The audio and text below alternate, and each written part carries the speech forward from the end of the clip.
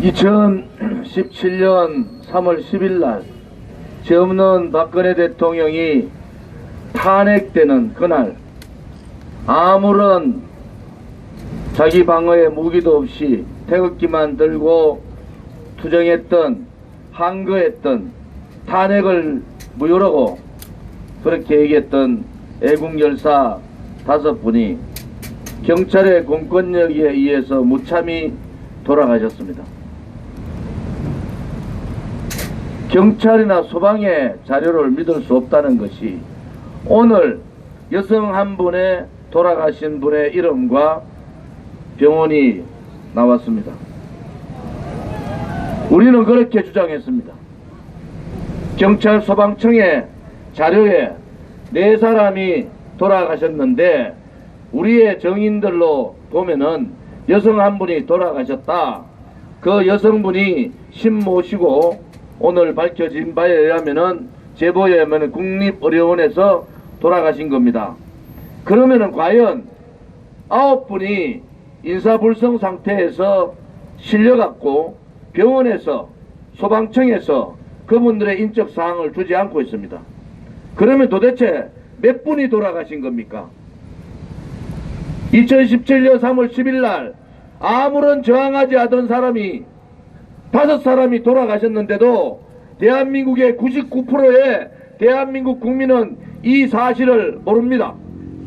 대한민국의 국회에 있는 국회의원조차도 이 사실을 모릅니다.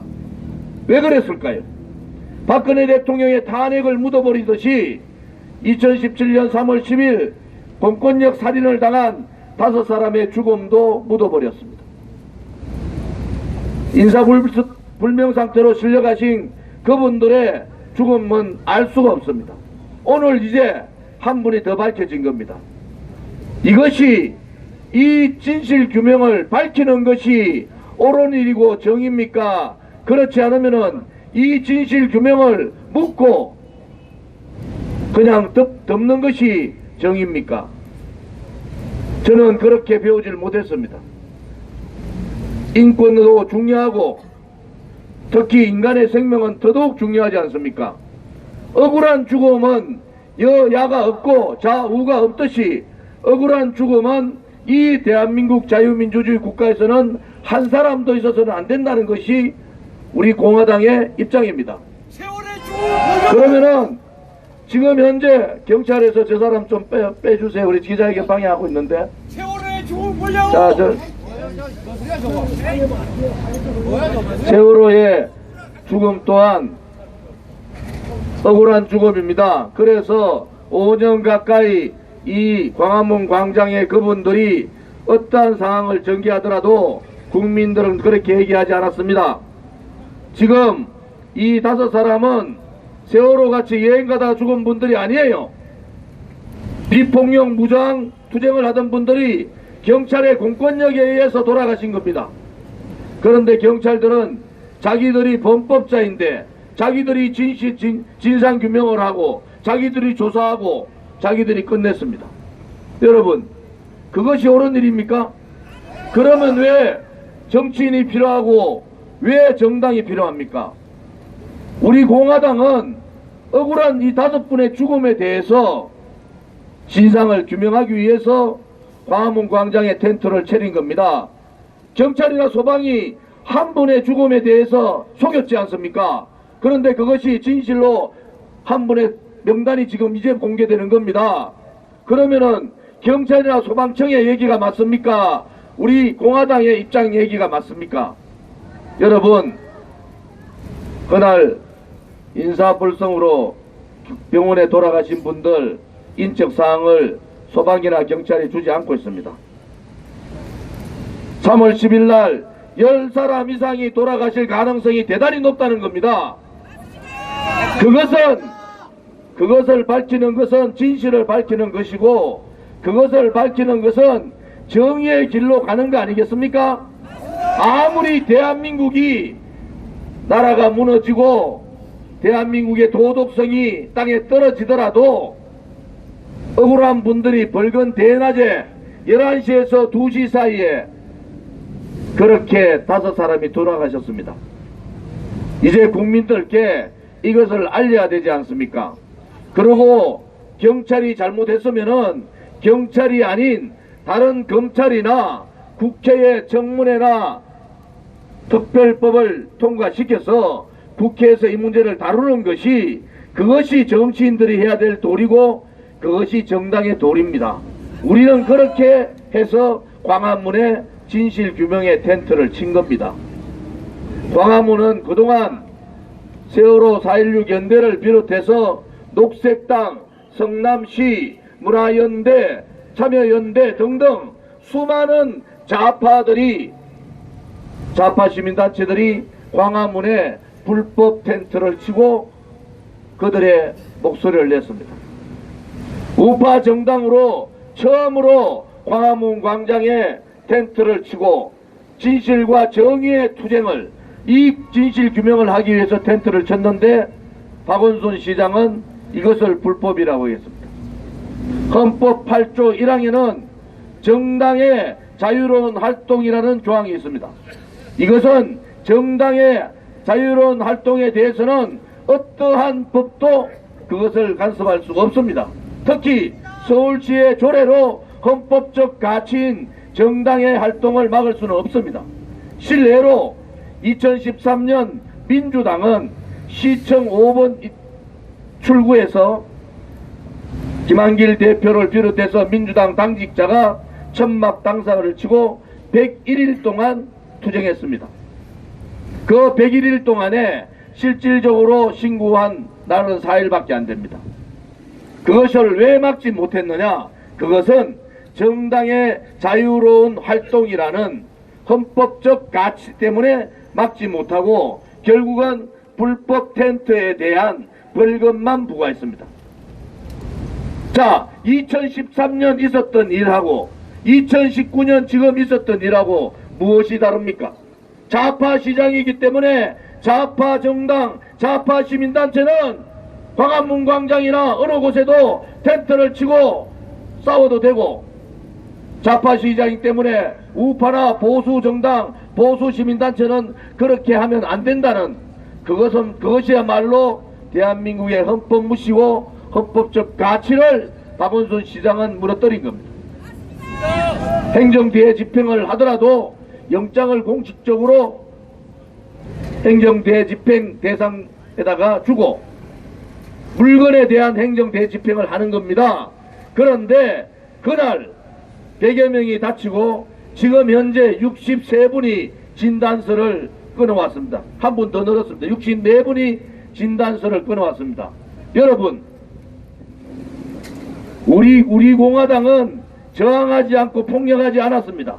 그들이 오한말을 들고 쇠바루를 들고 강목을 들고 우리를 폭행하고 때리고 그렇게 잔인하게 젊은 깡패를 동원해서 폭력을 휘두를 때 우리가 할 수 있는 방법은 생수 물 들고 흔드는 일밖에 없었습니다.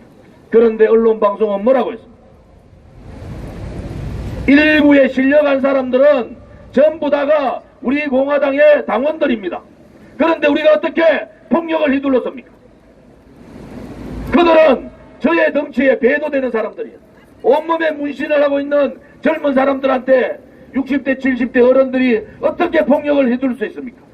그런 거짓말을 이 진실의 광장의 죽음의 투쟁을 하고 있는 그런 분들한테 그런 거짓말을 하면 되지 않습니다. 그 현장에 방송차들이 있었고 현장 기자들이 다 나와 있지 않습니까? 여러분들 여기 있는 기자 방송분들 그렇게 하시면 안 됩니다. 그 수많은 유튜브들이 진실을 알렸어요. 여러분들이 꽁꽁 감추고 박원순 시장 말만 보도할 때 유튜브 방송은 진실을 알렸습니다. 누가 폭행했는지, 누가 무기를 흔들었고, 누가 우리의 애국 국민들을 짓밟았고 주먹으로 린치했는지 유튜브가 250만 시청을 하고 있습니다. 진실을 여러분들이 가릴 수 있다고 봅니까? 그날 6월 25일 날 그렇게 폭행당하는 그 참혹한 사항을 여러분들이 거짓 언론 방송으로 가릴 수 있다고 봅니까? 그렇지 않습니다. 그래서 지금의 대한민국 국민의 많은 분들이 화가 나신 거예요. 그날 폭행 장면, 용역 깡패에 의한 어르신들을 내동댕이치고 둘러서서 주먹으로 린치하고 한 분 실명위기에 와 있어요. 여성분을 발로 밟아가지고 갈비뼈가 4개가 부러지고 많은 분들이 뼈가 부러지고 많은 분들이 엄청난 상처를 입었는데 여기에 있는 언론 방송들이 박원순 얘기 듣고 그런 거짓 방송해도 되는 겁니까, 여러분? 그러니까 2017년 3월 10일 날 경찰에 의해서 5분이 별건 대낮에 돌아가셨는데도 대한민국 국민의 99%가 그분이 왜 죽었는지 모르지 않습니까? 그분들은 경찰 스피커에 맞아서 그 자리에서 피 흘리고 돌아가셨고 경찰 방문기에 막혀서 밟혀서 돌아가셨습니다. 그렇게 돌아가신 분들이 5분이에요. 4.19 혁명 이후에 5분이 오전 11시에서 오후 2시 사이에 그렇게 죽음을 당하는 경우 있었습니까? 이제 최소한의 언론 방송이 양심을 가져야 되는 거 아닙니까? 그 돌아가신 분 중에서 많은 분은 자유한국당 당원입니다. 도대체 자유한국당은 자기 당원들이 공권력에 의해서 살인을 당하는데도 침묵하고 있는 이 버러지 같은 자유한국당도 용서할 수가 없는 거예요. 자기 당원조차도 지키지 못하는 정당이 무슨 정당의 역할을 할 수가 있습니까? 그래서 우리는 물러설 수가 없습니다. 그래서 우리는 광화문 광장을 지켜야 합니다. 2017년 3월 10일 날 돌아가신 5분의 억울한 혼을 우리는 달래야 합니다. 이 만약에 불쌍한 억울한 죽음이 묻혀버리면은 이제 대한민국은 억울하게 돌아가신 분에 대한 진상규명을 할 수가 없습니다. 여러분, 이것은 제가 국정감사에서 작년에 얘기했습니다. 경찰이 덮는다고 박원순 시장이 덮는다고 덮여질 일이 아닙니다. 엄연하게 5분이 돌아가셨다는 겁니다. 여러분, 이제는 진실의 보도를 해주십시오. 국민들도 알 거는 알아야 되지 않습니까? 맞습니다. 세월호 많은 분들 죽음 저희들 안타깝게 생각합니다. 그 죽음 또한 억울한 죽음이지만은 공권력에 의해서 살인당한 이 5분도 억울한 죽음 아닙니까? 이 5분의 억울한 죽음의 진상규명을 할 수 있도록 우리 언론 방송 또 국민 여러분들께서 그날의 그 아픔에 그 절규의 목소리에 귀를 기울여 주십시오. 정당은 그러한 일을 하는 것입니다. 정당은 국민이 힘들고 억울하고 비참할 때 정당은 그분들과 함께 어깨를 두드려주고 그분들의 마음을 보담아 주는 것이 정당입니다. 우리는 정상적인 정당의 활동을 합니다. 있는 그대로만 실어 주십시오. 거짓으로 포장할 필요도 없습니다. 우리 공화당을 포장해서 실을 필요도 없습니다. 있는 진실 그대로만 보도해 주기를 간곡히 부탁을 드립니다. 광화문 텐트 설치에 대해서 말씀드리겠습니다. 광화문 텐트 설치는 하겠습니다.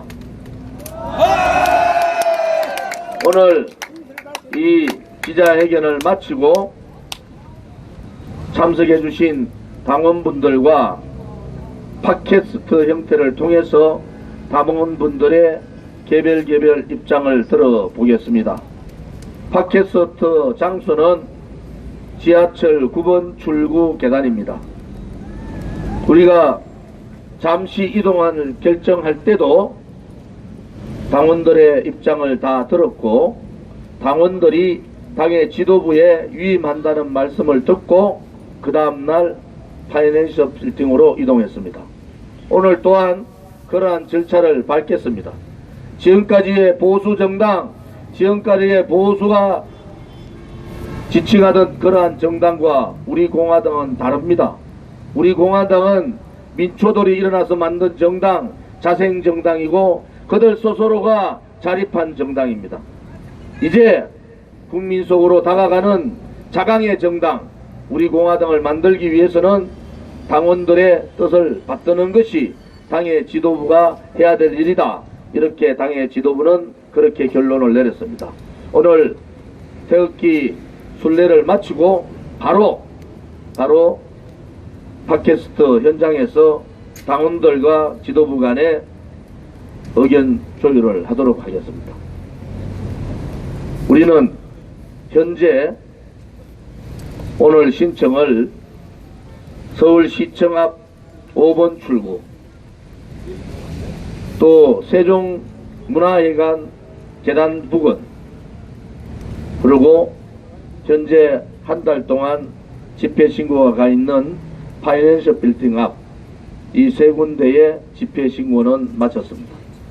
또 한 가지 말씀드리면은 정당의 자유로운 정치 활동은 헌법적 가치고 정당법에 명백히 되어 있습니다. 서울시의 조례로 막을 수 있는 법이 아닙니다. 또 선례도 그러한 선례들이 많이 있습니다. 그래서 우리는 거기에 충실하고 관할경찰서인 파이낸셜 빌딩 관할경찰서인 중부경찰서에다가 천막 보호 요청을 했다는 것도 말씀드립니다. 앞으로 모든 정당 활동에 박원순 시장과 같이 서울시의 조례라든지 기타 지방자치단체의 조례로 헌법적 가치 정당법을 위반하지 않기를 바랍니다.